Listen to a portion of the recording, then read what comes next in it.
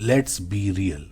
JEE की तैयारी एक टोटल मैराथन है और हर एक स्टूडेंट एक सीक्रेट वेपन ढूंढ रहा है, वो परफेक्ट एज।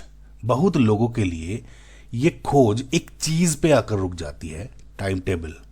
ये एक बहुत बड़ा बिलीफ है कि अगर तुम परफेक्ट स्टडी स्केड्यूल को कोड क्रैक कर लोगे तो सक्सेस ऑलमोस्ट गारंटीड है।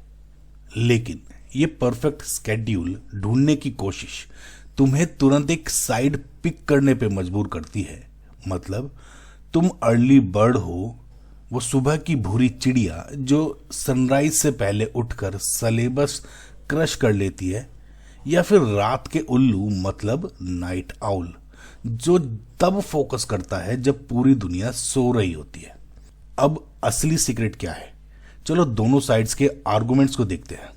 तुमने जरूर वैसे स्केड्यूल्स तो देखे ही होंगे, जैसे एक टॉपर का रियल टाइम टेबल, सुबह 5:30 उठना, स्कूल से पहले 1 घंटे की फोकस्ड स्टडी। मतलब wow, complete wow, mind blown. Standard इतना हाई सेट करना जो सबके लिए लगभग इम्पॉसिबल लगता है, और इससे हमेशा एक प्रेशर क्रिएट होता है कि बस यही एक सही वे है जो पढ़ने का है, राइट? पर क्या ये इकलौता सत्य है? क्या ये इकलौता सच है?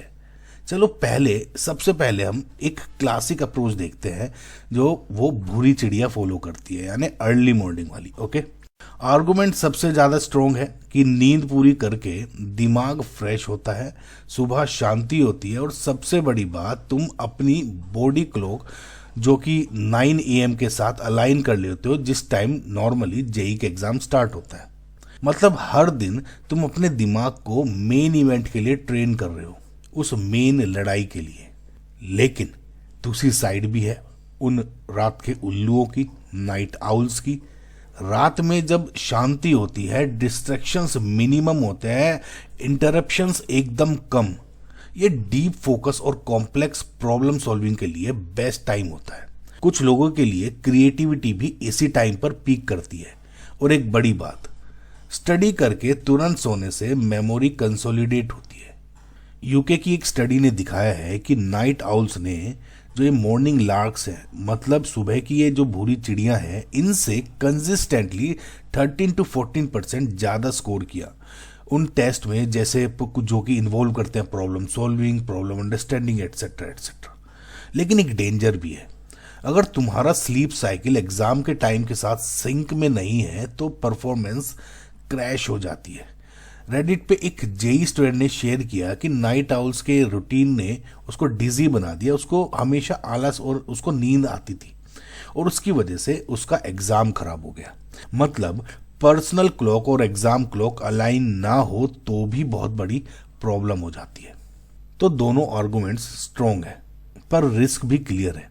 सवाल ये है कि एक ही राइट आंसर है या हम गलत क्वेश्चन ही पूछ रहे हैं। असली बात यह है कि अपना क्रोनोटाइप समझना। क्रोनोटाइप का मतलब है कि आपकी जो नॉर्मल बॉडी क्लॉक है, राइट, आपकी नेचुरल बायोलॉजी क्लॉक है, उसको समझना, उसको अकॉर्डिंग काम करना। ये हैबिट या डिसिप्लिन पर मैटर करता है। ये जेनेटिक्स और बायोलॉजी का पार्ट है, और ये तुम्हारे लिए और भी इंपॉर्टेंट है क्योंकि टीनेज और अर्ली अडल्टहुड में तुम्हारा बायोलॉजी नेचुरली लेट शिफ्ट करता है, राइट?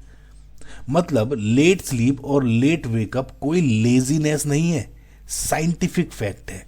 यूनिवर्सिटी स्टूडेंट्स पे स्टडी किया गया कि उनका पीक कॉग्निटिव परफॉर्मेंस, मतलब जब उनकी सबसे ज्यादा प्रॉब्लम सॉल्विंग या प्रॉब्लम अंडरस्टैंड की कैपेसिटी होती है, वो 11 AM या नून यानी दोपहर के बाद ही स्टार्ट होती है।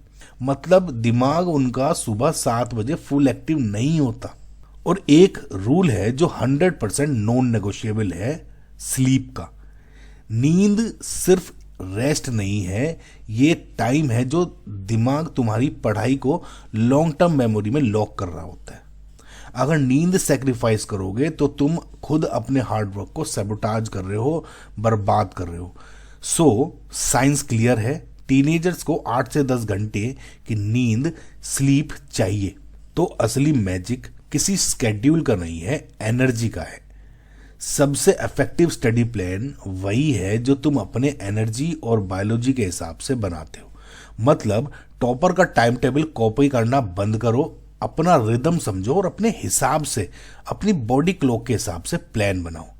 पावर नैप भी एक हैक है, ठीक है, तो इस पावर नैप को समझना भी बहुत जरूरी है।